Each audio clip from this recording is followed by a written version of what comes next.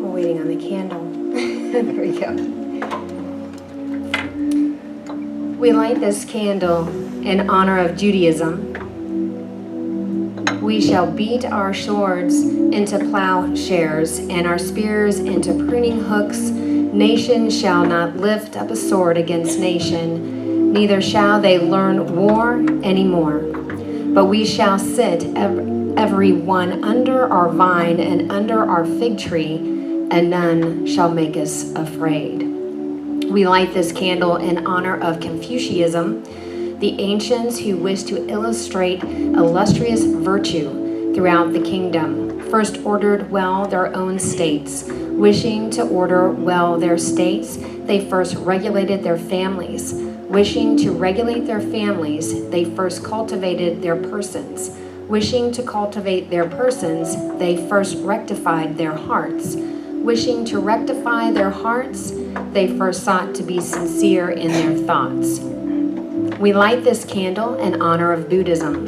When we realize that the world is a mutual, interdependent, cooperative enterprise, that human beings are all mutual friends in the process of birth, suffering, old age, and death, then we can build a noble, even a heavenly environment.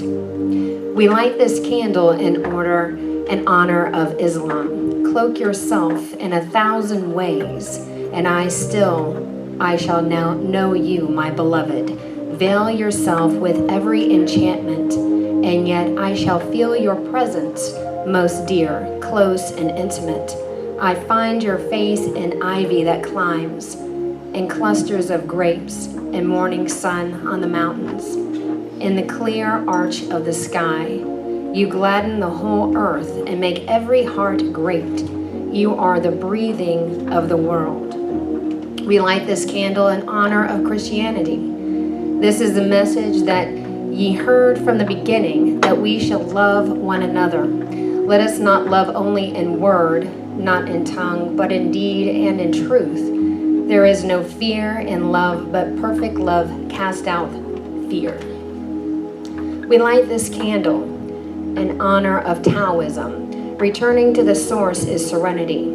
If you don't realize the source, you stumble in confusion and sorrow. When you realize where you come from, you naturally become tolerant, disinterested, amused, kind-hearted as a grandmother, and dignified as a king. We light the final candle in honor of the first people. O great Spirit, whose voice I hear in the winds, I ask for wisdom and strength, not to be superior to my brothers, but to be able to fight my greatest enemy, myself. Make my hands respect the things you have made, and make my ears sharp so I may hear your voice.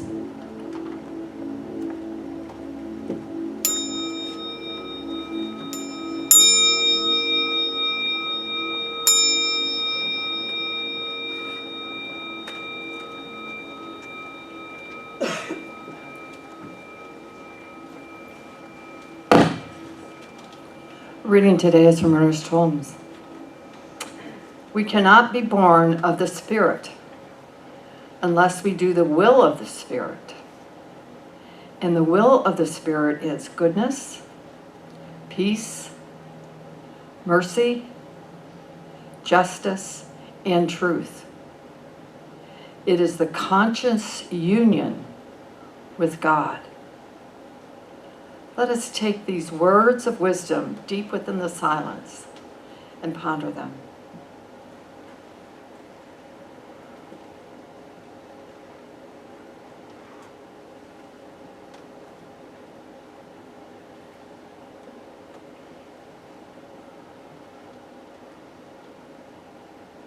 In the silence, we know that Spirit is surrounding us with goodness, peace, mercy, justice, and truth and love. Because that is who and what we are, each one of us. And we bring those to this community to share with one another. And as we share with one another, we absorb those words, we absorb those traits, And so then we take them out into the community and share them. And as we share these great wisdom given to us from Spirit of goodness, peace, mercy, justice, truth, and love, that so moves the world. And so I'm grateful to know that. I'm grateful for this service. I'm grateful for Reverend Cece, that she knows and listens to the wisdom of Spirit. I'm grateful for the musicians that bring their love to us through their gifts of music, and all the people that bring honor to this community. And so I say thank you for knowing this, and so it is. And so it is.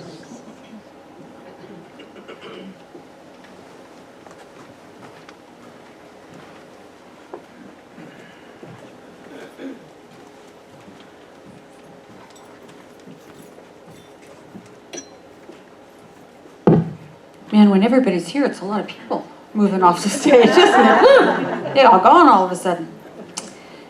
So this month, we are exploring the spiritual practices that let each one of us be part of the fulfillment of our organization's vision, which is a world that works for everyone. And each month we're looking at a slice of that. And this month it is a world of peace and harmony, enfranchisement and justice. And as the first song, Revolutionize Your Soul, points out, that world begins with us living in peace and justice and harmony and doing what we can to create enfranchisement out there in the rest of the world. And so I found this quote from Ernest Holmes that the quote from the reading, we're here to understand that we are the organs of Spirit. We are here to become more and more like the Creator, like God, whatever name you choose to call it. We are here to express its will, which can only be for good, right? It can only be for goodness and peace and justice and mercy and truth. In other words, we're here to become love, to embody love, to live from love. We've been talking about forgiveness for the last couple of weeks, which is it's a difficult spiritual practice. It's not easy, but forgiveness is part of what becoming born of the Spirit in the way that Ernest Holmes and I think of it. I think he means by that we're moving into fuller awareness that we are Spirit made flesh, that we are the hearts and hands and minds and voices and breath and life of God, every single one of us, because there's nothing else we can be. If God is all there is, then we're it too, right? And we, being evolved with self-awareness, are we're in a particular place in the history of the universe. And so forgiveness cuts away some of that separation that we set up between ourselves and each other, between us and ourselves, our deep self, and between us and God, this sense of separation that we learn by growing up in our society. It helps us clean out the conduit, as it were, so that the life of the universe pours through us without restriction or with fewer restrictions. Forgiveness brings us to a place where we're better able to do what Holmes calls the will of the Spirit. Goodness, peace, mercy, justice, and truth. But even after we've done that, there can sometimes be something else in the way, something that I call spiritual bypass. Spiritual bypass is, it looks like this. We identify something that we call negative, and we have an emotional reaction to it. And we think our reaction isn't spiritual. So we say something like, well, it's all good. Or we immediately blast into an affirmative prayer to change our perception of the situation, and then we kind of just dust ourselves off and go about our day. I think spiritual bypass happens when we try to pray away or affirm away or meditate away our feelings about what's going on. And what happens when we do that is we wind up pushing the feelings into that place of repressed consciousness. They don't go away. When we ignore them or push them away, we repress them and they stay there and they stay there. And they come up outside of our conscious awareness to make us do some pretty goofy things. Spiritual bypass, in my mind, is anything we do that prevents us from being fully present to the situation and taking action only when we've become fully present and tapped into that place of power within ourselves. It's leaping to a statement of spiritual truth, like, because it really is all good. But when we use that statement as a way of, it's all good, I can ignore this disaster that's happening in front of me. When we use that way, we haven't done the work of traveling to the deep understanding of the spiritual truth that it really is all good at some level. And I know about spiritual bypass because I'm a master of spiritual bypass. When I started in the 1980s in religious science, our churches and our culture, the 80s was a great time of spiritual bypass for everybody, right? I mean, it used to be that you didn't go to church if you had a cold because you didn't want to show that you weren't, able to leap into that place of whatever you want to call it. But I remember things happening, and it would be very easy for me to fall into spiritual bypass. Somebody's diagnosed with cancer. Well, it's all good. Remember that, right? Or someone loses a loved one. Well, life is eternal. Or someone loses their job. Your highest good is seeking you. There was no empathy, right? No time for empathy, no time for compassion, no time for the deep spiritual work of seeing the truth. And I'm not saying that we don't use prayer and affirmations to remind ourselves and to bring us to the point of believing those spiritual truths. What I'm saying is when we use it as a technique to sort of brush off the deep lessons of life, we're in spiritual bypass. We are.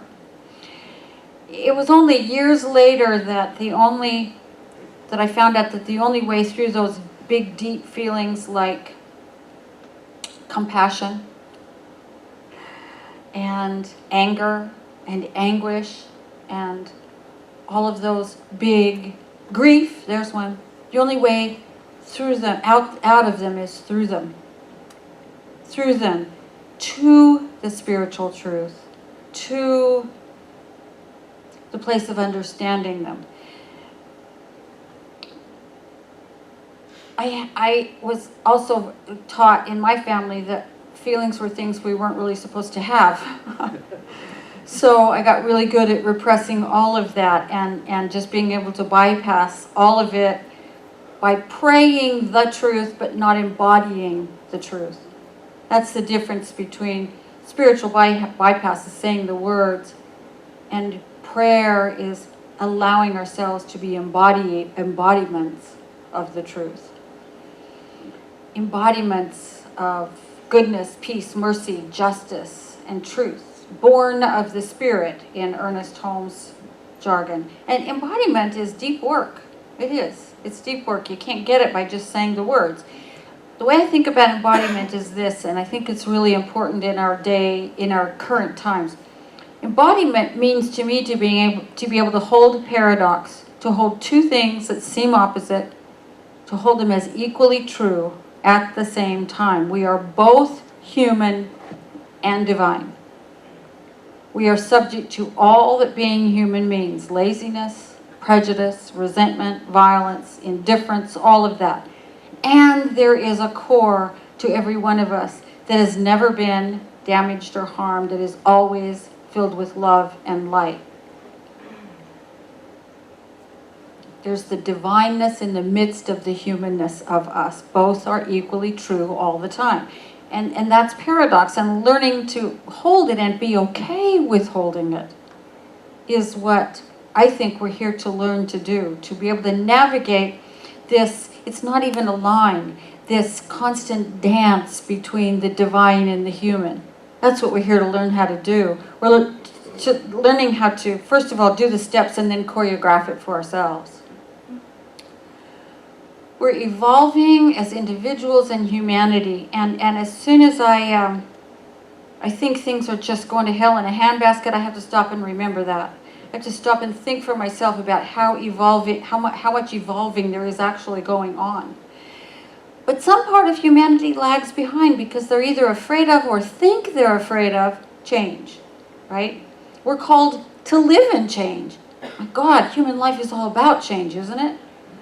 We're here to seek evolution and expansion. We're here to rejoice in the journey of life. The spiritual truth of human life is change, and the spiritual truth of spiritual growth is change. That's really what it's all about. Constant evolution. And so we're evolving as individuals and as the human race, and some part of humanity lags behind. They're just afraid. Change is often messy and uncomfortable, and so the people who are afraid of change, first of all, dig their heels in and then begin to act in ways we cannot wrap our heads around. Certainly, radical Islamists, those who use their religion as a way as an excuse for terrorism, are fighting change. They're fighting evolution. But fundamentalists of every stripe are fighting change. We have the fight against legalization of marriage for everyone. There are people saying, part of my first day of in office will be to push for a constitutional amendment to undo what the Supreme Court did last year. There are people fighting against freedom of thought and action and control over one's person. There are people fighting against the whole education system because uneducated minds submit. Educated minds will not be imprisoned, right? We see a portion of our population, some are politicians, some are police, some are in every slice of life, who want to go back to the days of Jim Crow. Segregation, oppression, brutality, all that stuff. We see a portion of our population who want women to go back at least 50 years, preferably 75 or 100. Good luck with that. Good luck with that is right. Not in this church. Not in this world, baby. We see a portion of our population who wants to stuff gays and lesbians back into the closet, and that's not happening either. We see a portion of our humanity that refuses to believe that we are evolving towards unity. They can't stand the thought of that much change, and so they push back. And sometimes the attempts are cruel and savage, and we can't pretend otherwise. I can't, as a white person, pretend that people of color are not suffering. I can't, as a straight person, pretend that my gay brothers and lesbian sisters are not suffering, and transgender people are suffering more than anybody. I can't, as a person to whom education and opportunity were available because of who I was born to, I can't pretend that others not so fortunately born aren't suffering. I have to make room in my own heart for all of that. And at the same time, I have to hold in the other hand truth with a capital T. That in each person, everyone, everywhere, there is this divine spark. Whether they are born in circumstances less fortunate than mine, or whether they're one of the perpetrators, there is a place of pure divinity in every one of us. And that paradox is sometimes the hardest of all. I have to remember that it's possible to feel the pain that rises up from reading the news, from the events of the day, day after day, and that at the same time it's still possible to be happy and joyful. I have to be able to hold that it is possible to take action wherever I can and create a wave of change. It is possible to embody goodness and peace and mercy and justice and truth, even in this crazy world. Even in this crazy world. Part of that embodiment, I think, is being able to feel the full range of emotion that goes along with it. and know that I'm not my feelings, but to let myself have my feelings, to feel compassion, to empathize with suffering, to know that that even with empathy and compassion, I cannot really understand what someone else is going through or has gone through. I can only love them. I can only love them. But without allowing myself to feel the feelings, I don't ever get to that place of remembering that I can only love them, right? We need to be willing, I think, to let life reveal things to us that we formerly didn't know. And that means we have to let go of our preconceived notions, right? Because as long as we have an idea and a definition of something, we don't see what's really there. Rather than holding on to what we think ought to happen or what we think will happen, we need to sort of lean into life and say, what is happening? What is happening here? And how am I part of it? And how can I embody goodness and peace and mercy and justice and truth in the middle of all of that? I came across a couple of things that I have really moved me in the last couple of days, and I want to share them with you. It was a little piece that I saw somewhere, a little poem, and it goes like this. And then my sorrow whispered to me, I have not come here to crush you. I have not come here for your hope. I only want you to feel the deep pain of our world so that you will love everyone in it that much more. I really love that statement of paradox, right? We can be sorrowful and we can allow sorrow to break our hearts, or we can allow sorrow to break our hearts open. And only one of those contributes to our evolution. The breaking of our hearts open leads to us being born of spirit, as Holmes put it. When our hearts are broken open, we can hold that paradox. We can feel sorrow and feel so much love at the same time. We can see the facts and we can also see the possibilities at the same time. They're both there. The second thing is a story I heard on NPR the other day that just was amazing.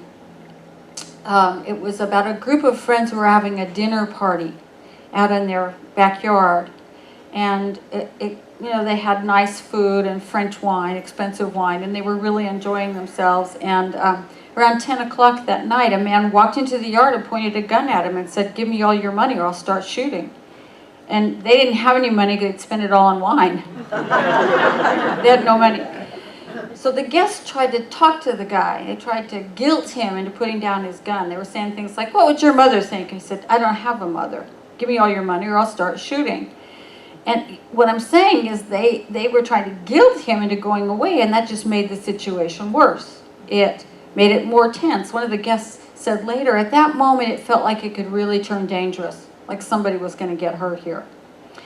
Finally, one of the women said to the guy, would you like a glass of wine? Offered him a glass. He took a sip and he said, that's really nice. She poured him some more wine and said, here, have some cheese. The guy sat down and took another sip of his wine and ate the cheese and said, I think I came to the wrong place. Serious. So then he drank some more wine and he ate some more cheese and then he asked for hugs. He asked for a hug. And then he said, could we have a group hug? And everybody got up and put their arms around this guy. And then he took his glass of wine and he walked out through the gate and disappeared. Wow. And the next day they found the glass, not broken, but set very carefully off the sidewalk right outside their gate so they'd find it. Wow. It's amazing but true. Psychologists would call what the woman did non-complementary behavior. What that means is when somebody's violent or angry or acting badly, part of us wants to go there too. We have these things called mirror neurons and we mirror each other. But that woman, it's just part of our evolution. We have these mirror neurons. That woman engaged in something that didn't complement what the guy did. She turned it completely around and said, here's what I want to see mirrored in this situation. Compassion and love and openness. Would you like a glass of wine? Here, have some cheese. Yes, I'll hug you. Whew. We can rewire the whole situation if we extend what we want to see in the world, regardless of the circumstance. I call that holding paradox and standing in the truth, you know? What do I want to see mirrored in my world right now? Not more of that. Here's the embodiment of love and justice and mercy and compassion and peace. That's what I want to see. You know, if we can hold the paradox that the person in front of us is acting badly and is an embodiment of God. That this moment in human time might be awful, and at the same time, there is deep, unquenchable joy in us. That we might find ourselves in a place, a position, a situation we don't want to be in, and there is something in us that can never be damaged or hurt or harmed or soiled. Both of those, all of those things are true at the same time. The last thing I want to share with you is something I found on the Font of All Wisdom Facebook. Sometimes there's some really good stuff on there. It's a little meme, and I shared it widely. It said, "Things are not getting worse. Things are getting uncovered. We must hold each other tight and continue to pull back the veil." We must hold each other tight and continue to pull back the veil. We live in such a rare time right now. We have the opportunity to see all that's going on in the world being uncovered and then change ourselves in order to change the world.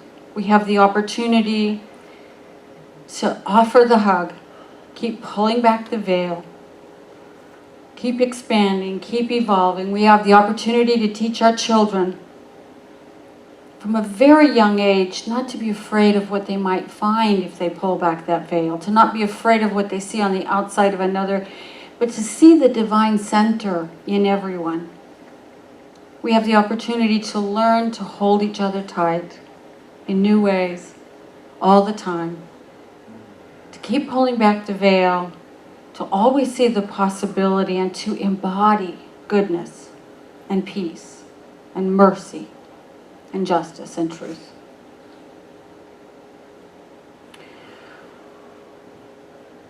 So join me in a moment of just allowing our consciousness to say yes to this task of embodiment, being born in the Spirit, as Ernest Holmes put it.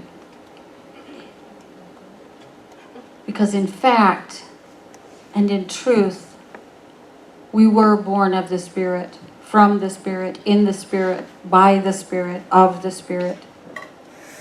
Let us allow our consciousness to acknowledge that deep truth about ourselves, and to acknowledge also the humanness. What I know right now in this very moment is it's all God. That everywhere we look, we can see God if we will allow our eyes to do so. That in every moment of interaction with another person, we can see the face of God there if we will allow ourselves to do so. That there is such deep and intuitive guidance beyond the biological, beyond the human, coming to us from that divine center. There is such deep and sure guidance that as we lean into it, it may break our hearts open, but it will always guide us to reflect into the world what we wish to see. Because that is what we are doing here. That is who we are in the world. We are the embodiments of the life of God. We are the hearts and hands and minds and voices and hands and feet of Spirit in the world. And so we are never without all that we could ever need, because we are plugged into the source of all things. And that source says yes to us. Only yes, only yes. There's nothing we have to do to earn it. There's nothing we have to prove to deserve it. It is who we are. And so what I know right in this moment for every single one of us is that we put out our hands to paradox, that we embrace it gladly and willingly, that we understand that it is ours to hold. We hold it lightly and gently, allowing it to teach us how to embody goodness and peace and mercy and justice and truth, how to become and be and live as love in all that we do. I know that we go into the world remembering that we need not merely mirror what another is doing, but we can invite them to mirror what we are doing and what we are saying and what we are putting out into the world. We can invite the world through all that we do to become a kinder, more loving, more peaceful, more just, more merciful place. And I know that we all say yes to that. And so that the universe in turn says yes to us.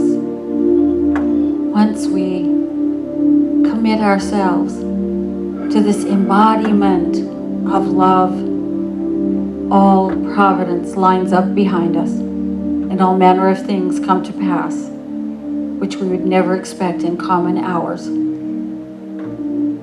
And knowing this is the truth about us, knowing we all just lean into the arms of Spirit a little bit more, knowing that we hold each other tight and don't flinch at pulling away the veil, I give thanks.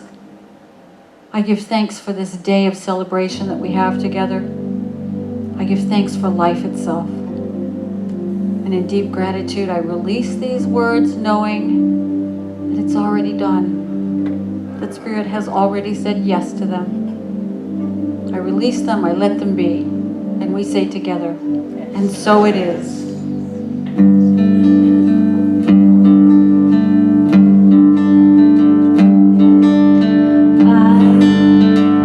I'm just a thread, a simple thread in this glorious web of life. We are all just drops within a stream flowing towards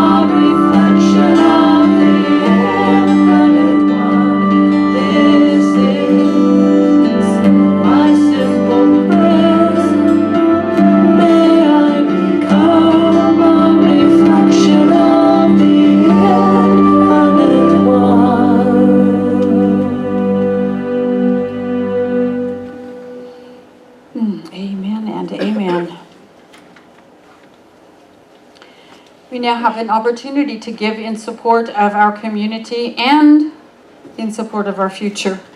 I know that you all realize we're supported only by your contributions, but there is more to this than just paying the bills, and I just want to speak about that for a minute. When we give, we activate something within ourselves. There is a flow of life that comes through us, and we activate our awareness of that. And when we give from that place of fullness and love, we step out trusting God, we trust our vision, we trust life, and we just say yes to more abundant life. So I invite you to step into that place of trusting the universe. And please know with me, my heart is open. My heart is open. I give from my open heart. I give from my open heart. I know that as I give, I am given to. I know that as I give, I am given to. And I am grateful. And I am Grateful. And so it is. So a couple of quick announcements. Watch your mail for the postcard about our 70th anniversary celebration. It'll probably be going out tomorrow.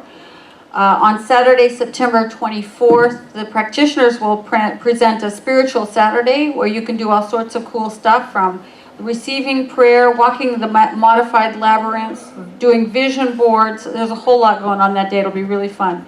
And then on Sunday the 25th, our Movement's community spiritual leader, Reverend Dr. Ken Gordon, will be here speaking to you on Sunday, and then we're having an elegant brunch afterwards. RSVP will be required for the brunch, and the postcard will tell you how to RSVP. If you want to take a role in helping us make that a really wonderful, wonderful celebration, there will be a meeting next Sunday, the 24th, right after service, July 24th. If you can't make that meeting and you'd like to help, just let me know, because we'd love to have you cook something, help with setup, cleanup, decorating, taking care of people during the brunch, whatever. It's going to take part of our village to do it, so we'd love to have you. Please take a look at the very last page of your bulletin insert, which says Hot Summer Fun, because that will give you all of the things that are coming up around here. One I just want to point out, particularly for the women in the audience, is August 6th, which is a Saturday. Cynthia James is giving a workshop here, and the price of admission is simply the purchase of her book, which is available in the bookstore. She is quite an amazing and transformative teacher, so don't miss that. Then on the 7th, Sunday the 7th, she'll be here speaking at service, and she's fabulous either way. So I just mark your calendar now. Please join us for food and fellowship in the cafe after the service. There's Dorothy Lane bread. You're free to take as much of that as you will eat home with you. And organic bananas and star fruit and other things. So please take yourself into the social hall for a few minutes after the service. And Lisa Schreiber is back from vacation. So Lisa, Hi, Lisa. I want to take a moment to say thank you and give you this card.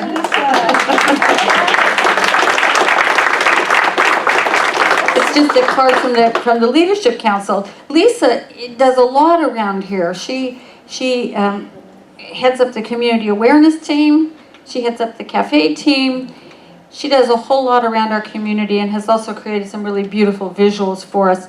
And more than that, she's just an incredibly wonderful person. So thank you from all of us, Lisa. You are beloved. Thank you, thank you. Finally, I talked a long time today, I realize that. If there is some area in your life that you could use prayer, and when is that never true, just walk up to one of our practitioners, any of the people wearing the blue or, teal or white stoles, and just say, I'd like prayer. And they will find a corner to sit in with you and talk to you about it, and they will pray for you. We call it a 1-minute miracle, and it's their gift to you on Sunday mornings. Yes? Sure. How about all the practitioners who are going to be available? And then there's one in the very back there. She's on vigil. So thank you all for being here. If you're having a really difficult challenge, make an appointment with one of the practitioners for a full session. Your life will change, I promise. Did I miss anything? I don't think I did. I think I got them all. What? Yes, for leaders and leaders in training, there is an Ignite meeting, probably about noon here in the sanctuary, so hang around for that. That would be great. There's a conversation going on back there. I can't quite follow. Look, a chicken. No, sorry. Squirrel. That's literally our lives. All of us up here. It's true. So I just want to say thank you to everyone who made this morning's service possible. Again, the band, the ushers and greeters, the practitioners, the welcome team, the cafe team, the people in the back with the kids, and all of you. Thank you, thank you. It's just been a wonderful time to be here and celebrate with you.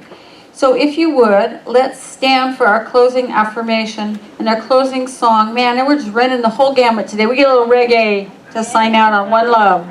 Although we've been informed it's a little white size, so hey.